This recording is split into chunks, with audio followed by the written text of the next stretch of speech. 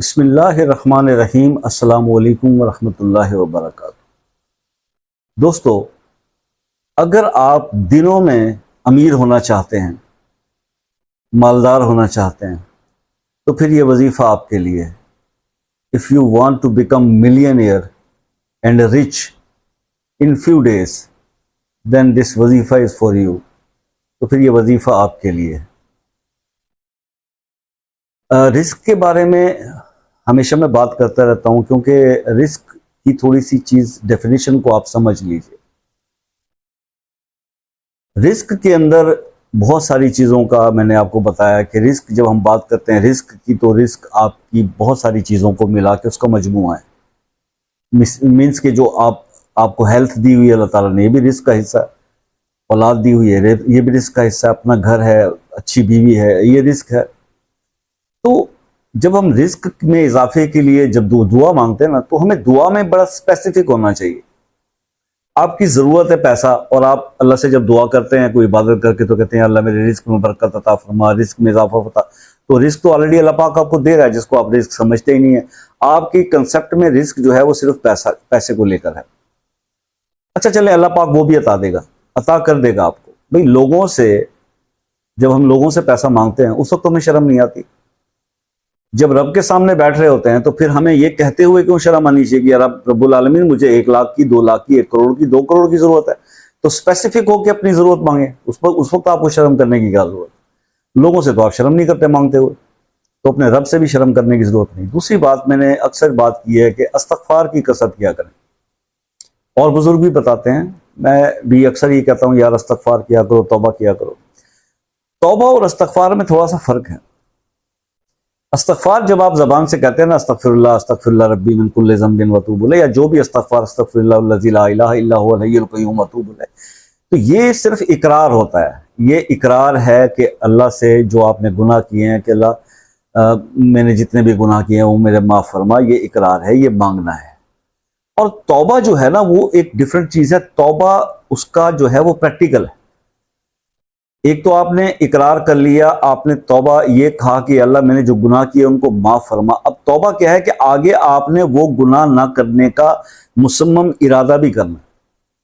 اور اگر آپ کو توبہ کی توفیق نہیں ہو رہی، تو یہ زبان سے پھر پڑھتے رہنا استغفر اللہ استغفر اللہ استغفر اللہ، اور گناہوں کو کنٹینیو رکھنا، اور اپنے جرائم کو روکنا نہیں ہے، وہ نافرمانیاں اللہ کی جو جاری ہیں وہ کرتے رہنا، تو یہ چیز جو ہے نا یہ بڑی ڈینجرس ہے آپ کے لیے۔ اس کا کوئی آپ کو بینیفٹ ملنے والا نہیں ہے، الٹا وہ اللہ تعالیٰ کی ناراضگی کا ہی سبب بنے گا۔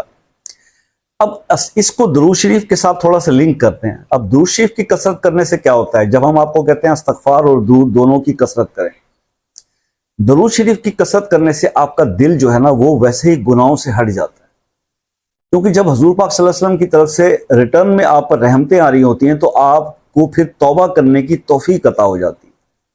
تو آپ کا استغفار، توبہ اور استغفار کا ایک عمل جو ہے وہ کمپلیٹ ہو جاتا ہے، پروسیس۔ دین آپ کا جو ہے وہ اب پھر جب آپ کا یہ قبلہ سیدھا ہو گیا، پھر آپ کی عبادات بھی قبول ہو رہی ہوتی ہیں، آپ کے فرائض، آپ کے نوافل، آپ کے وظائف، اور اس کے ریزلٹس بھی آ رہے ہوتے ہیں۔ ایک اور بڑی خطرناک بات ہے، بھئی ہم نے توبہ استغفار بھی کر لی، ہم عبادت پہ بھی آ گئے۔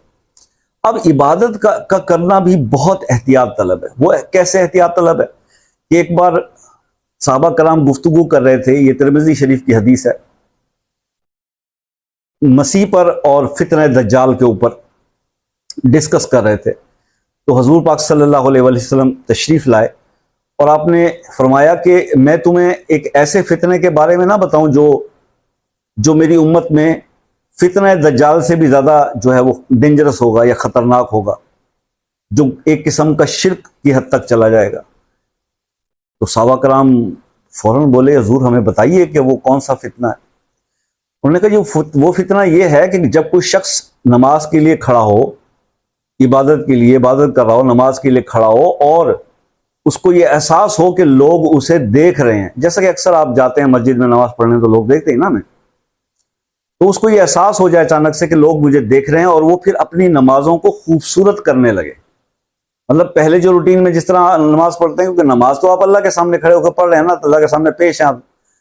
اب اس صورت میں آپ کو کیا ہوش کہ ادھر کون دیکھ رہا ہے، ادھر کون دیکھ رہا ہے؟ آپ کو تو اللہ دیکھ رہا ہے، لیکن اگر کوئی شخص اس چیز کا بھی وہاں پر اہتمام کرنے لگ جاتا ہے کہ اب مجھے 4 بندے دیکھ رہے ہیں، اب میں ذرا سجدہ طویل کر دوں، اب میں ذرا رکوع ٹھہر کر کروں، اب میں قیام میں ذرا توقف کروں، تو یار یہ جو عبادات ہیں اس کے بارے میں رسول پاک صلی اللہ علیہ وسلم کی ترمذی شریف میں یہ حدیث موجود ہے کہ جب کوئی نمازی اپنی نمازوں کو خوبصورت کرنے لگے اس سوچ سے کہ لوگ اسے دیکھ رہے ہیں، تو یہ فتنہ ہے، دجال سے بڑا فتنہ ہے، کیونکہ اس میں ریاکاری کا عنصر آ جاتا ہے۔ عبادت میں دکھاوا اللہ کو پسند نہیں ہے، ریاکاری سے منع کیا گیا، وہاں پر بھی ہم اپنی عبادات کو ضائع کر بیٹھتے ہیں۔ اب میرے دوست مجھے کہتے ہیں کہ جناب آپ فضول باتیں کرتے ہیں، آپ باتونی آدمی ہیں، آپ کو تو بس ہمیں شیطان کا پتہ ہے، آپ صرف کام کی بات کریں۔ یہ کام کی بات ہے، یہ وہ اسباب ہیں جن کی وجہ سے آپ کو پرفیکٹلی اپنی عبادات کے ریزلٹس نہیں مل رہے ہوتے، اور پھر آپ شکوہ کرتے ہیں کہ جی فلاں بندے کی ویڈیو سے وظیفہ کیا تھا، اس کا رزلٹ، اس نے کون سا گھر بیٹھ کے بنایا تھا وہ وظیفہ؟ اس نے تو قرآن و حدیث کی روشنی سے کوئی آیت، کوئی سورت، کوئی ورد، کوئی اللہ کا اسم بتایا تھا آپ کو۔ آپ کے اپنے اندر فالٹ ہوتا ہے اور اشارہ آپ دوسرے کی طرف کرتے ہیں، یہی پرابلم چل رہا ہے اب تک، جس کی وجہ سے ہمیں ریزلٹس نہیں مل رہے۔ جو لوگ اللہ والے ہوتے ہیں نا، جو فقیر لوگ ہوتے ہیں، ان کو اس چیز کی پرواہ نہیں ہوتی کہ لوگ اس کے بارے میں کیا اسیس کر رہے ہیں اور کیا سوچ رہے ہیں، وہ اپنے انداز سے دنیا کو دیکھ رہے ہوتے ہیں، اور انہی کو کامیاب کہا گیا اس دین و دنیا کے اندر، اس دنیا کے امتحان میں وہی لوگ کامیاب ہیں جو اس طرح فقیری اور درویشی میں آتے ہیں کہ ایک دفعہ ایک بادشاہ نا اپنے احباب کے ساتھ جا رہا تھا کہیں، تو وہ گزرا تو راستے میں ایک فقیر کھڑا ہوا تھا، تو بادشاہ نے جیسے اپنی بادشاہت وہ دکھانے کے لیے، تو اس نے وہ گھوڑے پہ بیٹھے بیٹھے فقیر سے کہا، اے فقیر مانگ، تو کیا مانگتا ہے؟ جو تجھے چاہیے آج مانگ لے، آج تجھے عطا کیا جائے گا۔ تو آگے سے فقیر نے پتہ کیا جواب دیا، کیونکہ وہ تو اللہ والے تھے، انہیں دنیا داروں سے کیا لینا دینا، انہیں اس بات کی کیا پرواہ کہ کوئی ان کے بارے میں کیا سوچے گا، وہ تو اپنے ٹریک پہ ہیں، اللہ تعالیٰ نے انہیں ہدایت دی ہوئی ہے صراط مستقیم پہ، لوگ ان کے بارے میں جو بھی رائے کریں، لوگوں کا کام ہے باتیں کرنا، لوگوں نے تو پیغمبروں کو نہیں چھوڑا، باتیں کرتے ہیں۔ اب ہوا کیا کہ جب اس نے یہ فکرہ ادا کیا تو فقیر نے پتہ کیا جواب دیا؟ فقیر نے کہا، او بادشاہ جا تو اپنا کام کر، میں غلاموں کے غلام سے کچھ نہیں مانگتا۔ اب بادشاہ کے ساتھ مصاحب بھی تھے، اس کے وزیر مشیر تھے، وہ سارے ٹٹک گئے، وہ بادشاہ کو غصہ آ گیا، اس نے کہا یہ تم نے کیسے بات کی ہے کہ غلاموں کا غلام؟ میں تو بادشاہ ہوں، کس غلام کی تم بات کر رہے ہو؟ اس کا رخ، تو بادشاہ ہے مگر تو حرص و ہوس کا غلام ہے، تو حرص اور ہوس کا غلام ہے، تیرے اندر تکبر ہے، بڑائی ہے، اور میں جو ہوں نا، یہ ساری چیزیں جو حرص، ہوس، یہ تکبر، یہ سب میرے غلام ہیں، تو میرے غلاموں کا غلام ہے، تجھ سے میں کیا مانگوں؟ یہ کہہ کے فقیر اپنے رستے پہ چلتا بنا۔ تو کہنے کی مقصد یہ بات آپ کو بتانے کی ہے کہ جب آپ ایک وقت میں نا 2 چیزوں کو تلاش کر رہے ہوتے، آپ کو اللہ کا قرب بھی چاہیے، روحانیت بھی چاہیے، اور آپ کو دولت بھی چاہیے، آپ دنیا سے بھی پیار کرتے ہیں اور اللہ کے قریب بھی ہونا چاہتے ہیں۔ تو ہم نے تو آج تک جتنا بھی پڑھا ہے کہ اللہ والے جتنے بھی لوگ تھے انہوں نے دنیا کو ترک کیا تو وہ اللہ کو پا گئے۔ لیکن بہرحال میں آپ سے یہ نہیں کہہ رہا کہ آپ ترک کرنے پہ آ جائیں، لیکن آپ اپنی عبادات کو، اپنی چیزوں کو، اپنے سسٹم کو ضرور ٹھیک کرنے کی کوشش کریں تاکہ آپ کے نفلی عبادات میں اور وظائف میں اثر آئے۔ اب اگر آپ امیر ہونا چاہتے ہیں تو پھر ایک زندگی میں ایک وظیفہ میں آپ کو بتا رہا ہوں، اس کو اپنی زندگی کا حصہ بنا دیں۔ ظہر کی نماز پڑھنے کے بعد اب یہ نہ کہیے گا جی ہم اس وقت جاب پہ ہوتے ہیں، کہیں ہوتے ہیں، 10-15 منٹ تو بندہ نکال ہی لیتا ہے، ٹھیک ہے نا، جب نماز پڑھنے جاتا ہے تو 5 منٹ ایکسٹرا بھی بیٹھ جائیں گے تو کوئی فرق نہیں پڑتا۔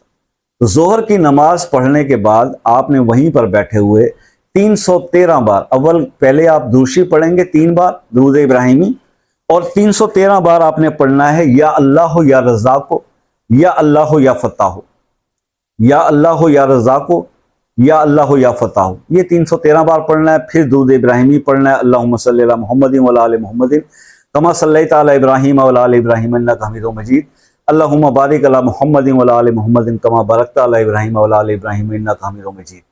یہ پڑھنے کے بعد آپ کا عمل ختم ہو گیا۔ اب آپ نے ہر ظہر کی نماز کے بعد یہ عمل کرنا ہے۔ اگر آپ 40 دن یہ عمل کر لیتے ہیں، بہنیں وقفہ نکال کے اس کے 40 دن پورے کر دیں، آپ ملینئر ہو جائیں گے، آپ رچ ہو جائیں گے، آپ کروڑ پتی ہو جائیں گے انشاءاللہ۔ زندگی رہی تو ملیں گے نیکسٹ ویڈیو میں، تب تک کے لیے اجازت دیجیے، اللہ حافظ۔